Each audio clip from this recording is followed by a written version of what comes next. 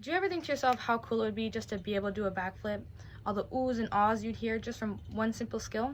Well, luckily for you, I've been an athlete since I was 4 or 5, and I know a ton when it comes to tumbling and the techniques. And today, I'll be teaching you every detail, big or small, that it takes to perform a backflip.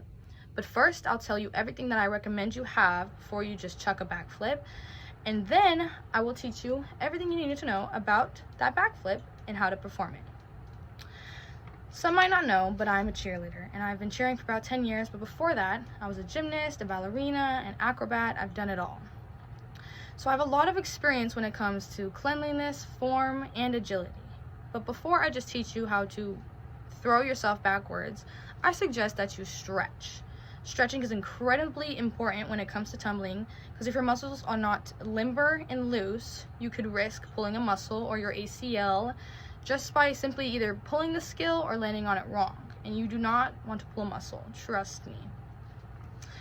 And once you're all stretched out, you should condition. Conditioning is part of everything. Whenever, let's say you go to the gym, you run a lap and you do some push-ups to warm your body up. You want to do the same thing to perform tumbling or a backflip. You're going to want to do all of that just so you can make sure your body is warm enough so that you have the energy to be able to perform the backflip and land on your feet. And once you've stretched, once you've conditioned, I recommend that you also have a back handspring.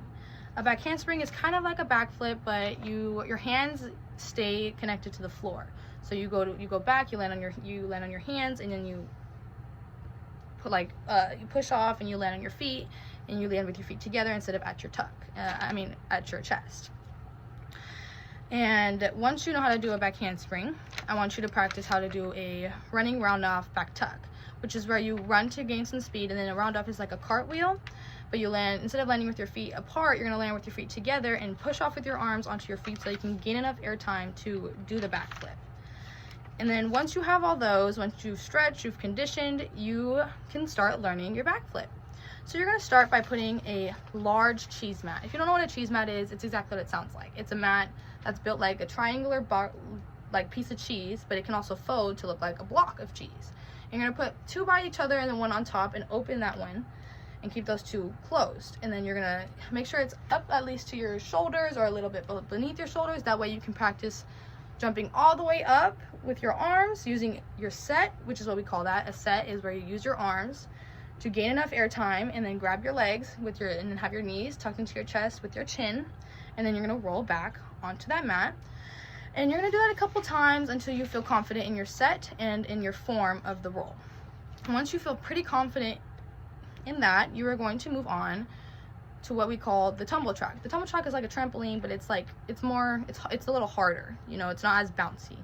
And the tumble track usually has either a foam pit or a pit just made of mats. If you have a foam pit, just find a mat large enough to land on, because you're going to stand at the edge of that trampoline and you are going to practice doing your backflip off of the trampoline onto that mat. And once you're able to land onto that mat, you're going to actually try to now what we call over rotate. Now, it's actually a lot harder to over rotate when you're doing a backflip because you have to flip very fast and get enough air time. And the reason why we do this is because the trampoline is a lot different than even the spring floor, let alone a dead floor. So you're going to try and over rotate and land on your back to practice flipping quick enough to land on the floor.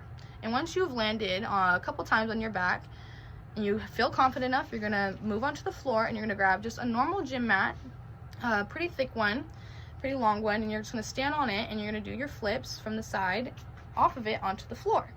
And once you feel confident in that, once you feel confident in your set and in your landing, let's say that you're landing and you're taking a few steps back because you have so much power, then you can tell a trusted athlete, friend, or adult and ask them, could you spot me? Could you keep your hand there, and if I do look like I'm going to land on my face, catch me.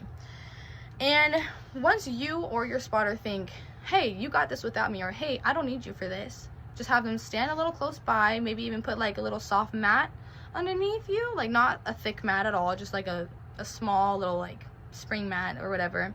And you're going to just so in case you like fall, but you shouldn't, you should just trust in your training, and you're going to try and perform the backflip on yourself. And The worst thing you can do is land on your knees if you actually apply your technique and your power and all of the things I just taught you.